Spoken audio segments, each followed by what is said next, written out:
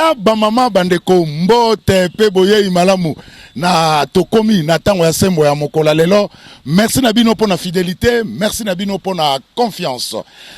Ndenge tolobaka yoko sembo émission ya lisolo, sembo émission ya makanisi, sembo émission wapi tokutanaka pona kobeta politique pe masolo masusu matali kita ya ekolo. Bandeko batali lelo tokobeta politique te, lelo tokobeta matali bongo kita ya ekolo. Merci d'abord na équipe technique oyo baza ko aider biso pe ba continuer ko aider biso popona na biso na banda kuna bino na ba condition oyo elongo bani. Lelo toza bongo na plateau te comme d'habitude, lelo nde boza komona toza bongo na libanda awa na enguma mokonzi Kinshasa, capitale ya République démocratique du Congo. Émission ya lelo bandeko batali ekozala bongo maloba moke nde bilili ebele. Bilili ebele pona nini eza bongo likambo ya marché central ya Kinshasa, boyebi ke zando ya monene elobami mingi, bateki zando te, nini bako sala na zando, babengani ba vendeur, bandeko batali lelo zwa telekomanda yo bwaka yango nanu tikala na sembo po yoka oyo eza koleka bongo na zando ya monene. Bandeko batali boyeba ke le 11 janvier 2021 mokonzi Kinshasa mwana mboka Jean-Tini Ngobila a taki moko mokoloto na arrêté oyo e portaki kokanga zando ya monene. Pona nini Jean-Tini Ngobila azwaki mobeko wana ya okanga zando ya monene ezalaki likambo ya assainissement pe ya réhabilitation ya zando ya monene. Boyebi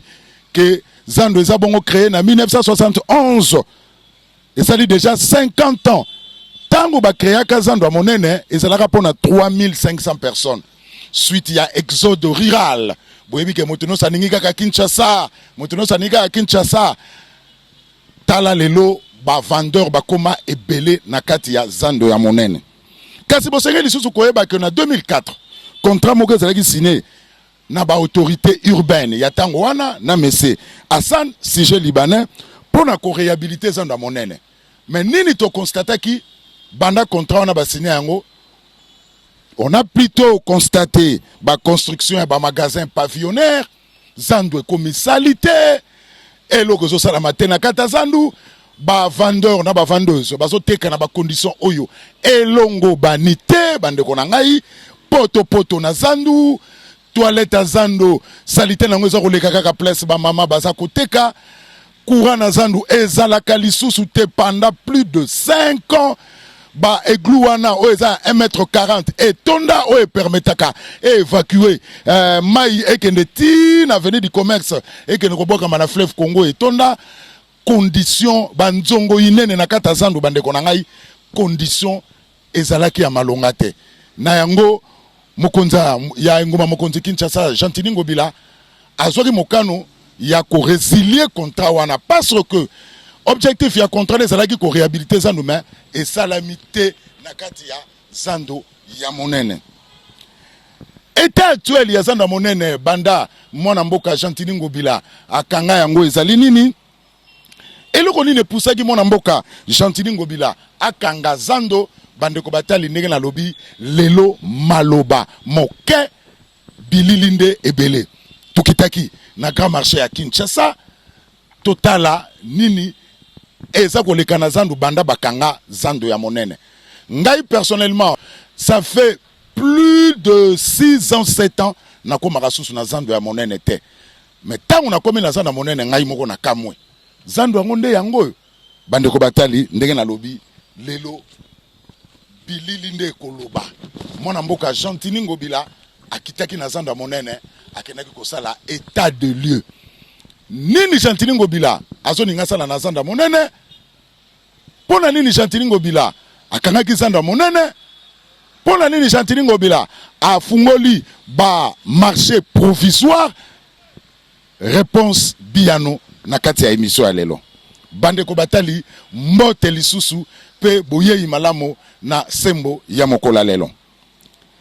Tokomaki na zando ya monene bilili ya liboso bandeko na ngai, tokomaki na zando ya monene tokutanaki na AG ya zando ya monene a faire visiter biso zandu ndenge ekomi tango bakangi yango. Bandeko na ngai okotia lokolo te na lobaki maloba moke bilili ebele total ndenge tofisaki tofisitaki Zando ya Monene sous la conduite ya AG Bopili ya Zando ya Monene.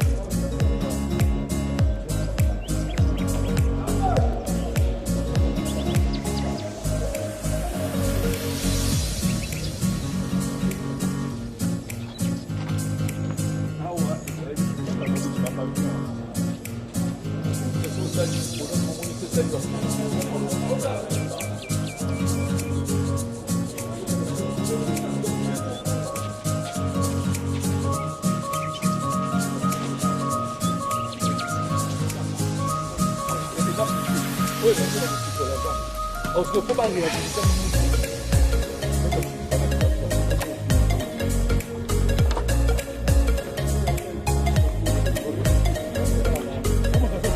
Attends, ma gazelle, il là.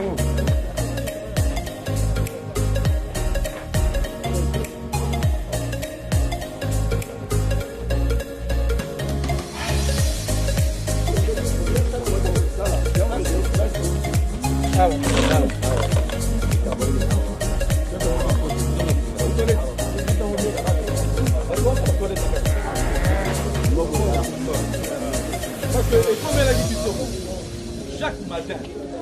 les commerçants, il faut pas y avoir un bon.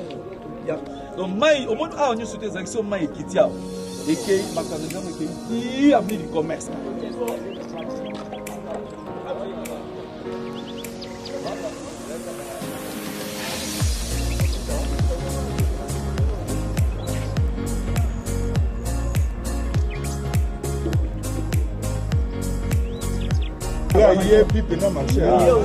Il y a la guerre au côté awa donc à qui on bimati non on bimana wakadi on bimati awa on bimati la wakadi et là ça il a avant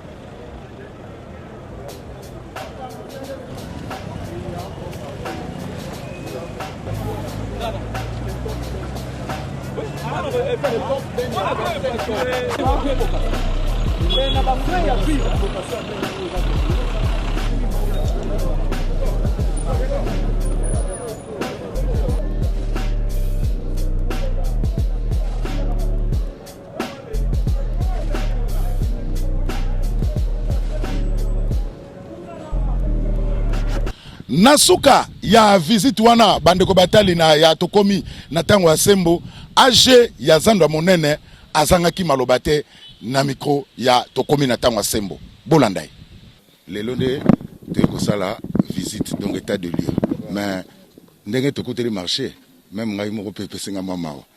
yebisa biso marché ya Kinshasa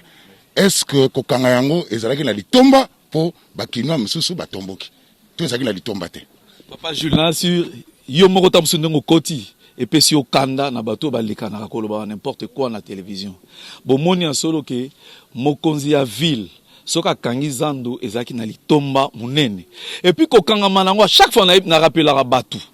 Ba mama bango moko ba benga ki gouverneur ayota la état ya zando. Atali état ya zando, to tamboli na ya lobi non na kotika bana na nga ya Kinshasa bateka na état oyo te yango no moni azoki mbano oyo. Lelo to tamboli na bino. Bolimbisa nga na rotu na bino te. Na bino na ngai na mokonzi ya ville na ba oyo bazozala contre décision wana. Boyebisa ngai nani vima lingi ba mama oyo. Bon, mona ke ya seulement na mboka Argentine ngobila mbaka yende mutalingi population kinoise yende mutalingi ba mama commerçant alingi ba papa ba mama commerçante ba papa commerçant pa botala état ya zando muta koki kolinga teke bande kone bateka na état oyo parce que même gaza administrateur mais lelo nazolo bakina ndimi ke na vanda nano en stand by pour na ba bongisa c'est-à-dire na quand même mutu natali que argument au mokonzi pour ça qui est vraiment important et que biso surtout to appuyer puisque to robimana bino souti na côté de l'école beaucoup monde ndenge nini ba mai ya toilette eza ko traverser avenue pe batu baza ko teka likolo ya ba mai ya ba toilette est-ce que c'est vraiment normal bomoni bino moko ba egundenge eza bouché ba valoir eza sous na nité bomoni ba jeu d'eau nyonso to eza bouché to pesa quand même gouverneur ya mboka chance à sala musala malamu pour que tant bande ko bakoteka baya kozonga bazonga na conditions normales.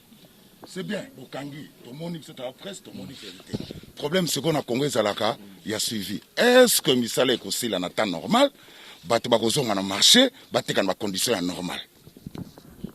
Wana ndeko Gilles Bolemba na oyebiso polele. Musala to ezaka ne bandeli pe na suka na yango. Bo compter sur nga mokonzi to sola ki na mena olinga mingi réponse wana ezala yi maître d'ouvrage a oib sabino mena ebsibino ke lo to ezala ka ne bandeli pe na suka mais souci ya gouverneur ezali ke esi la noki pona bandeko na ye bazongela misala na bango place ba misana Bourgmestre ya Kinshasa mwana mboka Rozikiwa na bourgmestre ya commune ya Barumbu mwana mboka Guillaume Ilunga oyo bazalaki na biso na zando monene bango pe balobaki. Marché central et Salama, les lots il y a plus de 50 ans. Gouverneur Azan a raison, il y a un marché central. Parce que vision eza Kinshasa Bopeto. Et Seigneur Nabiso Tozala na ba marché o ezali Bopeto. Tokenda ba mikili misusu. yo uti sika kotala match na Cameroun omoni pe ba marché na bango omoni marché à Douala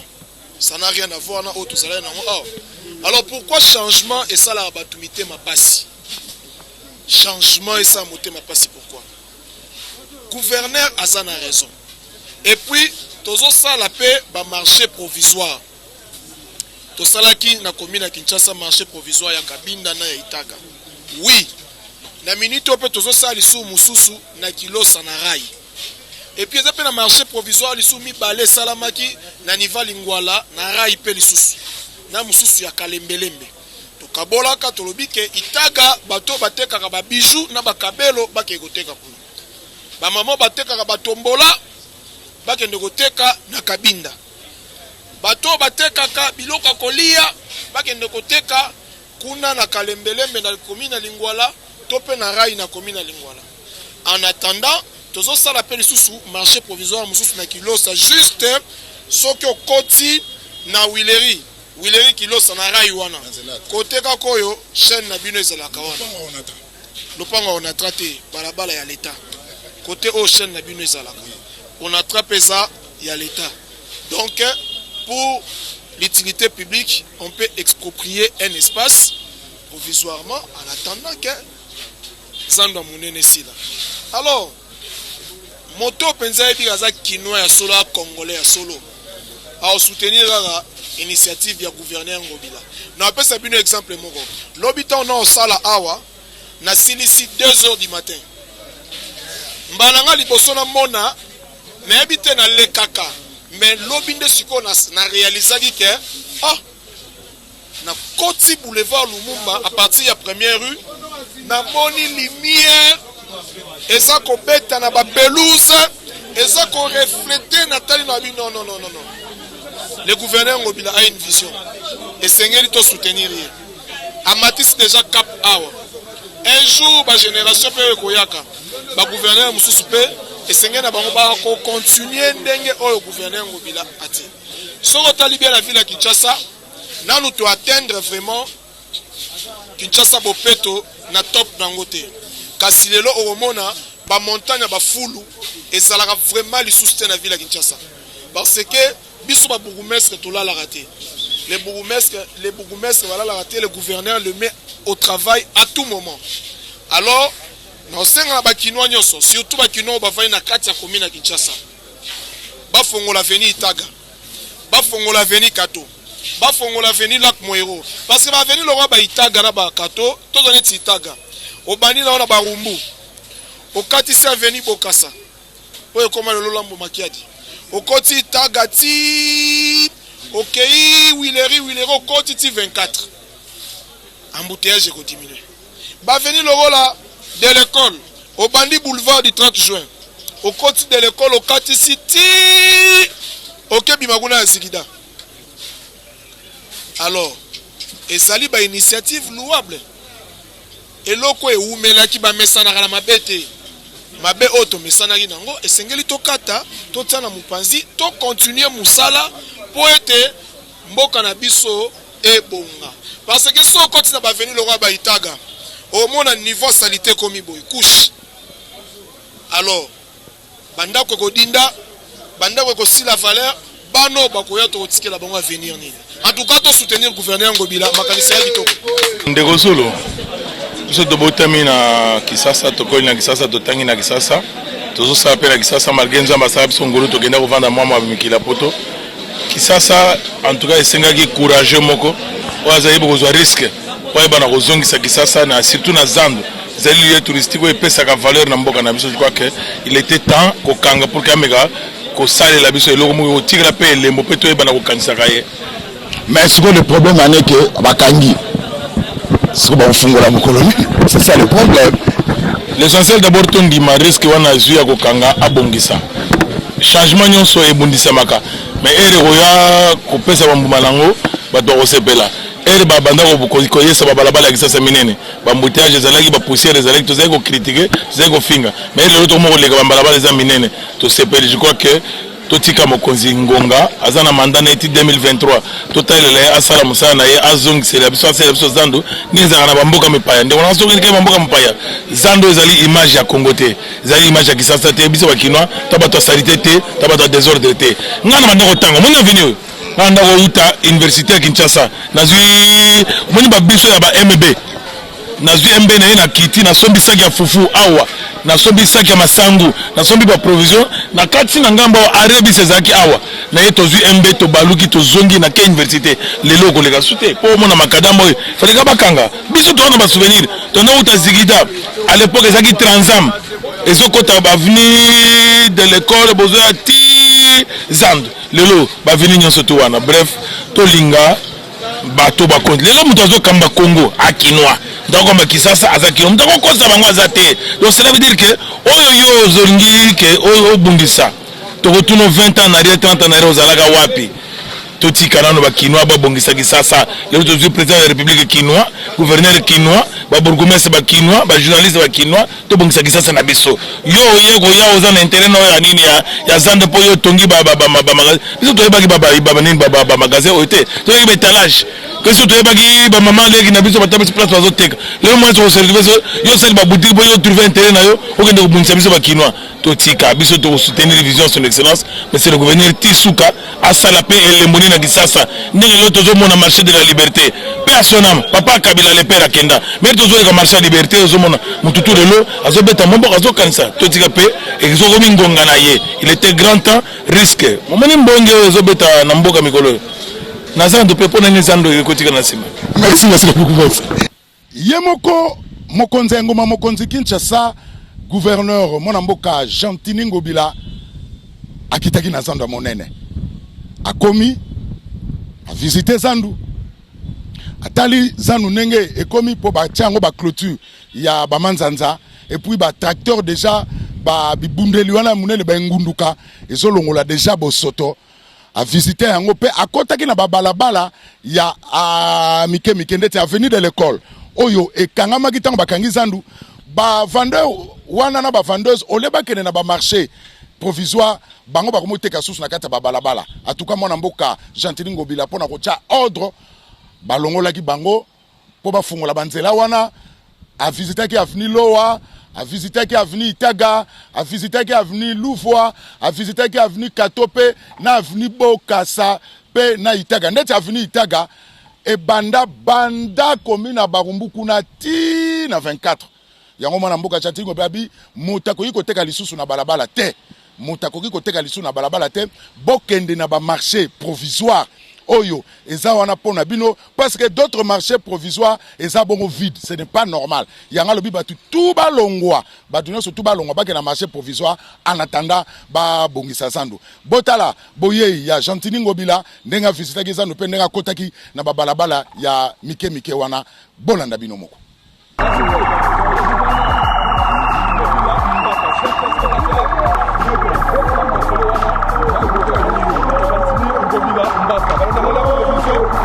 lelo tosora Gentini Ngobila Mbaka le gouverneur la ville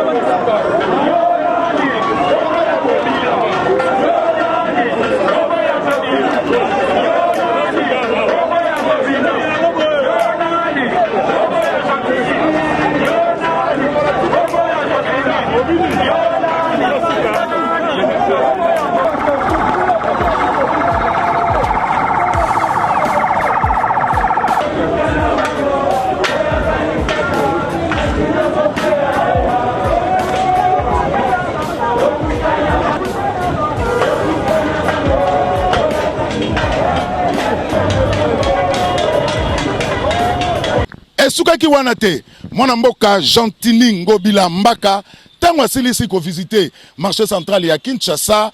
tango asilisi ko visiter yemoka koti na babalabala ya mike no batu bakangaki yango pona koteka balongoli batu wana nyo surtout akendaki bongo na marché provisoire ya liboso o ezwami bongo na croisement ya avenue Kasavubu na Itaga pe atalaki balabala Itaga atalaki pe na place wana eza bongo marché provisoire na lobaki maloba moke bilili ebele bolanda.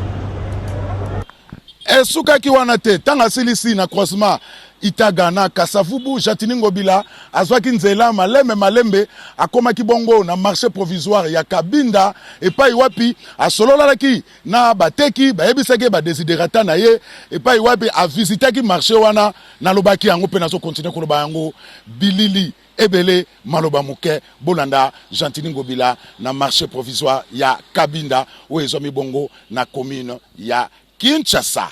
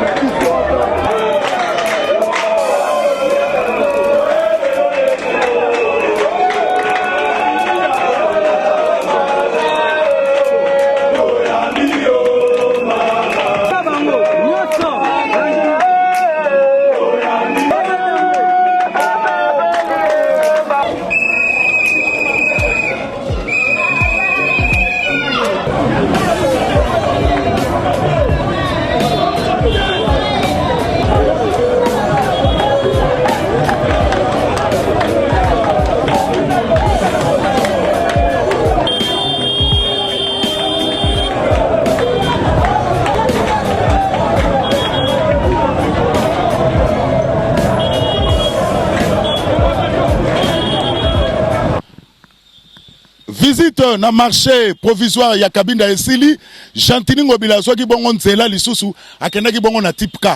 tipka tango akomi kuna amoni ndenge misale za kosalema pona kotonga marché ya tipka déjà ba sali yango na ba béton kitoko musala eza ko continuer parce que Gentini Ngobila lobi il faut ordre ekota maloba moke musala nde belé pona Gentini Ngobila botala ndenga visitaki marché ya tipka en pleine construction. Tolanda.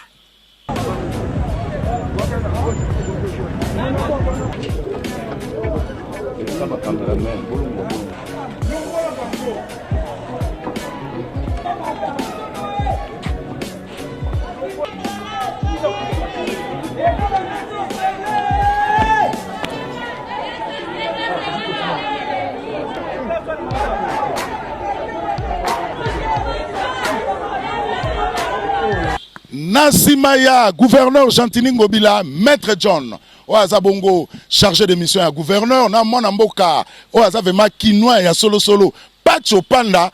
bazanga kite koloba na micro ya tokomi na tango ya sembo. Nous bomoni eza marché oyo zo sama na type ka.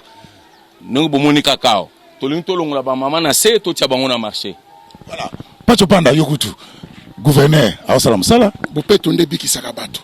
Oyebi ba supermarché e gagner zando.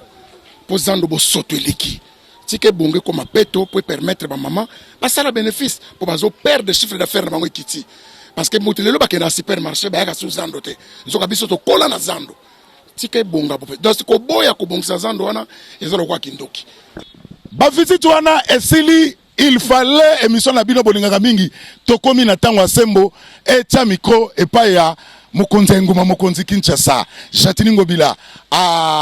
ndimaki ko pesa biyano na ba mituna na biso sans commentaire na lobi bongo sans commentaire totuna ke mituna nyonso zando etekamite nini baza ko ninga ko sala na zandu pona nini ba marché pirate wana efungame ebelebe baza ko lela balobi baza ko tekela bango ba marché pirate ba marché wana ba mesa ba marché pirate Chantini Ngobila a pesa kibiyano na mituna nyonso tu Chantini Ngobila mbaka gouverneur ya ville province Kinshasa na micro ya tokomi na tango ya sembo biso mboka na biso bebi mingi po ba intouchable baligi mingi surtout ba paya o baye pour mbongo na Congo et ko ba côté là bana mboka tina mikwa sur a pesi bango $200 allez baza ko sala bango ba lobing mais za mawa mingi pona ko mona lolenge makambo eza ko sala na mboka na biso tozoyi mokano ya kokanga zando oyo pambate tango tata mokonzi ekolo a décrété qui couvre-feu na kati ya mboka totali tomoni ndenge zando eza kokende pendant 10 mois basyndicaliste wana totikelaki bango bagere zando bosoto ebakisa misusu makasi boyebi na mboka na biso Kinshasa jusque na 1958 bakomi lokola bamasina Kimbanseke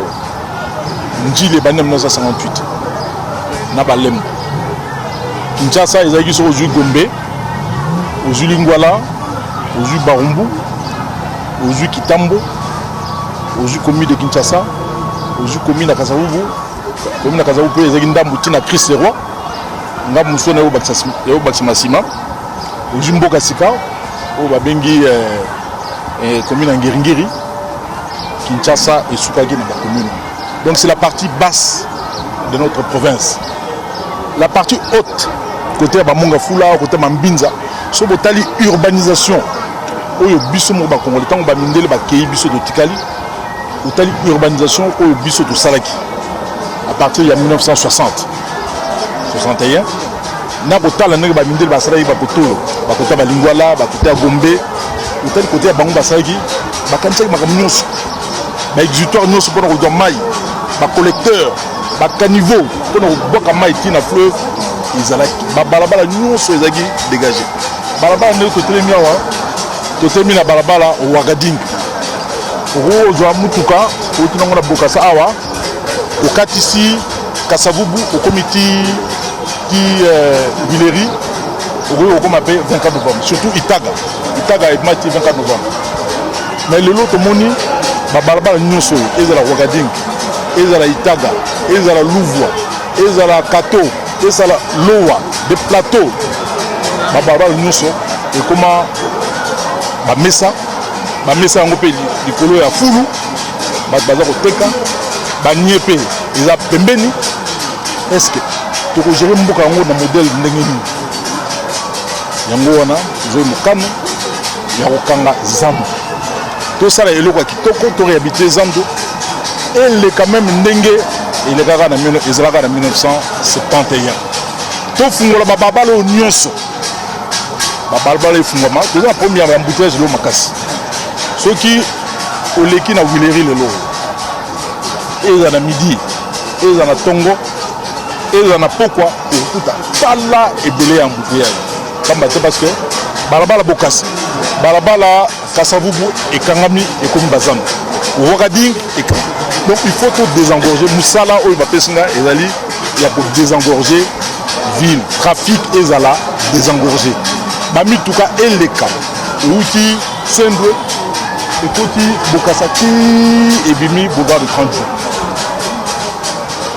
mutuka outi bokasa eleki awa eleki wakadinga ti ebimi kasavu boki ekei babalabala ezala dégager ndenge basalaka yango mpona wana donc bato bazaki banzelo baza bazoba donc totika boulevard de 30 juin boulevard Lumumba Sendwe Triomphal ekoma nango bawenze boyi bosali wenze bozoteka na bino comme ça moto savandi bamituka elekaka su te ekomi na nzela na bamituka na bavelo na bawewa na bataba na basoso totemi na nzela tokoza na katikati ya nzela bamituka eza koleka te donc mboka oyo bolingi eza wana voilà c'est vrai tozali bato mwindu toza fier na kozala moto mwindu mais kotambusa mboka esengeli discipline ezala tokangi zando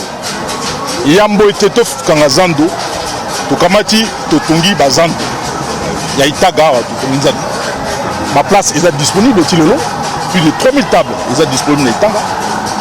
plus de 2000 tables eza disponible na kabinda plus de 4000 eza disponible na kalembelembe plus de 3500 ezali disponible na wenzarai na 24 novembre toza kotonga wenze ya munene et puis moderne na tipka toza kotonga wenze mususu moderne na matadi kibala alors bolingi nini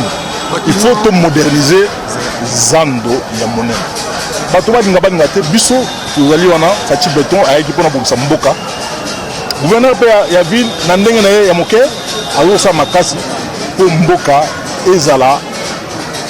na ndenge ekoki gouverneur bakina balobi boye mpo bandima Chantini Ngomila bana besoin bamona maquette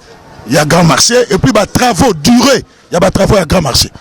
bon batravaux eza koya tokozala tata mokonzi soka ye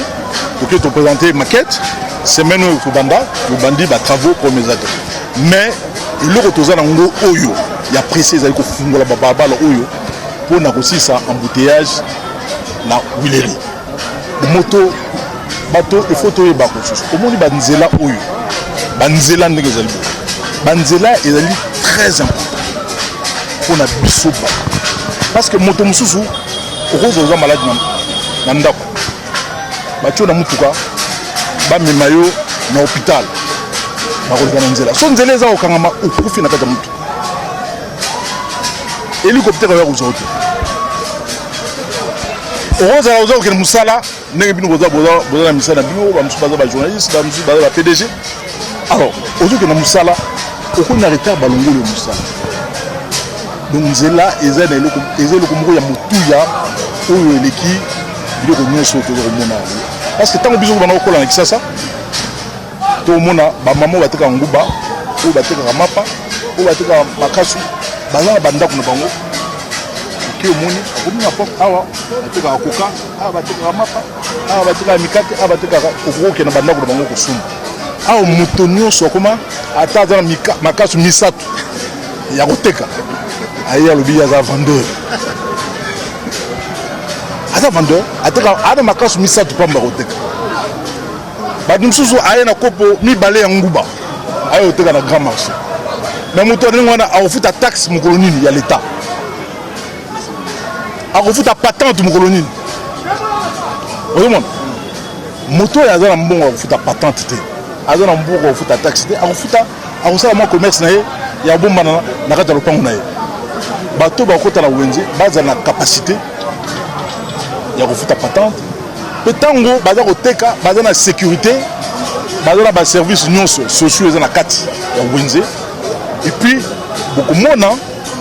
bamama na biso na bapapa oyo bakima zando bakoma kosala bacourse na bango na baalimentation bango nyonso bakozonga commerce bamama bomoko nango ya mbisi bamama bateka bambisi baza ebele bazoteka bamabongo na bango bazoteka bamosombo na bango banzanda bangolo bamboto baza ebele banzombo baza koteka sikoyo bakoma koteka sana ndenge nini baza mwa bakliyen na bango baza ndako bamemelaka bango na ndako bakliyen wana bayaka susu ata eza maamiki donc commerce bamama na biso tolingi ekende likolo bamama na biso batekaka bamama ya kilo batekaka bawat babijou mpo moto ya kosomba bijou na zando lelo ekomi mwa pasi insécurité salité oyebi place okozwa typhoïde oyebi place okozwa choléra te donc esengeli totia bopeto na kati ya zando to na zando moko moderne ndenge baninga nyonso baza en réalité mosani bazosala bazopakola peinture bazovide bakaniveau bafungola to bazotonga zando eloko nini bazosala réellement albi yo oza mwana kisata jesi so omoni eloko ebebi epa na yo obongisa te nakopakola peinture nakotonga peinture mpona kosala nini modele oyo toza na zando ezali zando ya 20 000 places alors tozalaki na zando ya 20 000 places na 1971 na 1971 na Kinshasa awa toza moins de 2 millions d'habitants en 1971 moins de 2 millions d'habitants alors tokomi na plus de 15 millions d'habitants na Kinshasa tozalaka na zando ya 20 000 places obongi zando esango monene topesa yango capacité il y a plus de 65 000 places oyo bamama baza koteka comme ça bamama oyo baza koteka na se baza koteka na mabele baza koteka na babalabala bango nyonso bakota na kati po ete bateka na bacondition oyo esengeli non premier ya temps ezali te totonga zando temps ekosala 15 mois soko olingi pendant 15 mois bato bakosala misala mpe tokozala na zando moko ya malonga oyo tokoki koprésente na bapaya mpe na bana mboka oyo baza kowuta mbushimai baza kowuta chikapa baza kowuta lubumbashi baza kowuta kisangani baza kowuta na bandundu baza kowuta bipai na bipai bamonake zando oyo bango bayokaka yango ya solo eza zando lelo tokomi na président de la république papa Félix Antoine Tshisekedi Tshilombo akomi président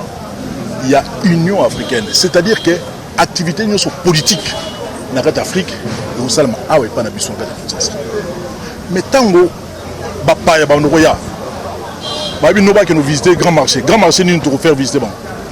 boka soni te namoni na nani na Dakar barase marché oyo bazali nango kala basali marché moko ya monene ya plus de 40 000 places namoni na Angola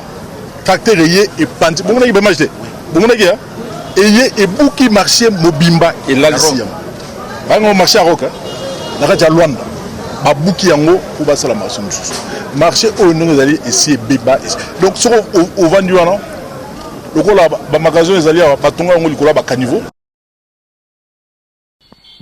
bandeko batali ya émission tokomi na ntango ya sembo bino moko bouti kolanda makambo oyo eza bongo koleka na marché central ya Kinshasa nga nalobaki na kotia commentaire te na kotika nde bilili eloba bilili elobi bino pe botali mokonzi ya ngoma mokonzi Kinshasa ye moko pe alobi toloba lisusu nini eloko tokosenga kaka kimia ezala apesi somme oyo ekokute pona ko réhabiliter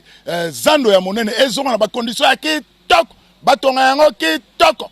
pe apesi durée ya aba travaux maquette balobi alobi yango ezali eza kotambola déjà bato bosana ngo belé na ba réseaux sociaux na bino